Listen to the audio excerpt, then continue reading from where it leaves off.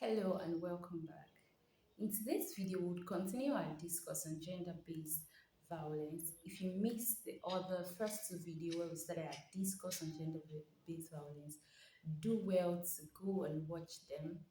So let's move right into our discussion today. Today we want to look at some cultural practices that actually encourage gender-based violence because there are some things that are in our culture that has actually enabled some form of gender-based violence, especially violence against female. The first practice is female genital mutilation. People refer to it as something and tradition that has kept their women safe from generation to generation.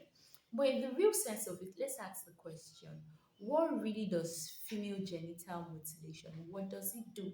Other than put a child in at risk of being infected, put a child at risk of not enjoying sexual pleasure when she grows up to become an adult, and so many other things that I can continue to list on and on and on.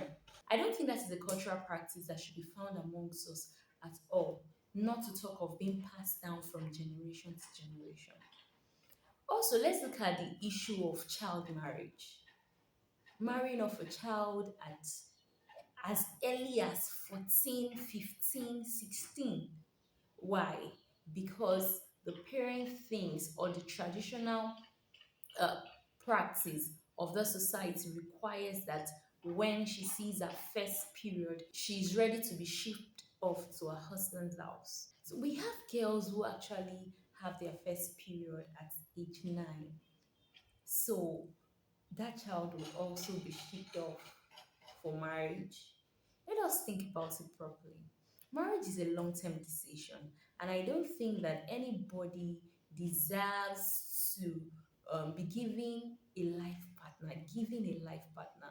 I think everybody deserves a fair chance to choose whoever that they want to spend the rest of their life with. Because marriage is not like we change clothes or our shoes or we change our diet.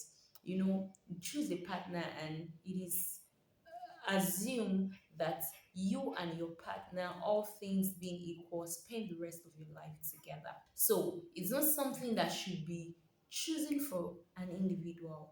I think a female child should be allowed to grow, you know, get to know life. She gets to know the options that are open to her. She gets to know, oh, this is what is obtainable, this is what is not obtainable. Then, when she knows, she's fully aware of all of these choices, then she could decide that this is who she wants to spend the rest of her life with, and when she wants to become married. I don't think that option should be left to the parents to decide. So let's also look at this issue.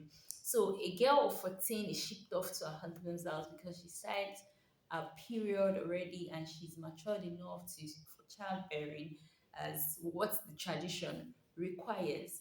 Then let's say she gets to her husband's house, she's immediately expected to start carrying out her conjugal obligations, and she has sex for the first time.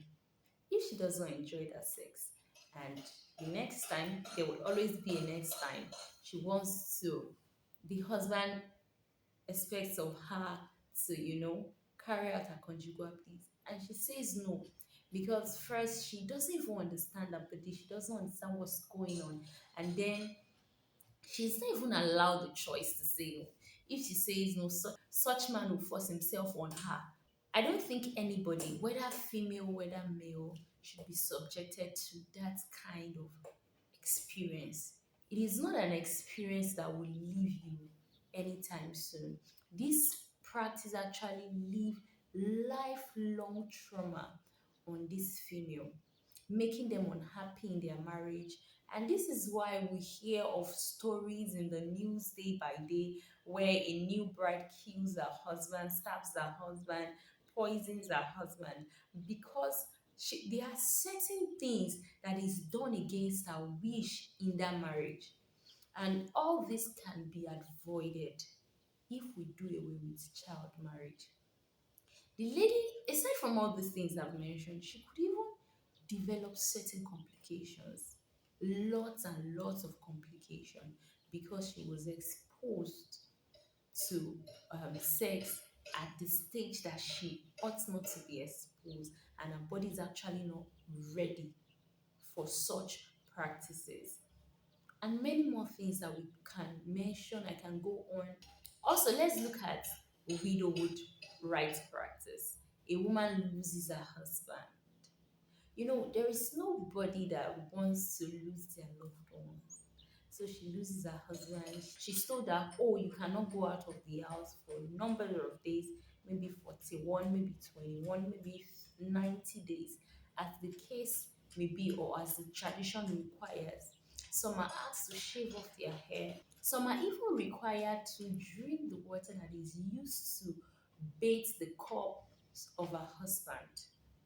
I don't think that anybody should be subjected to such kind of practice.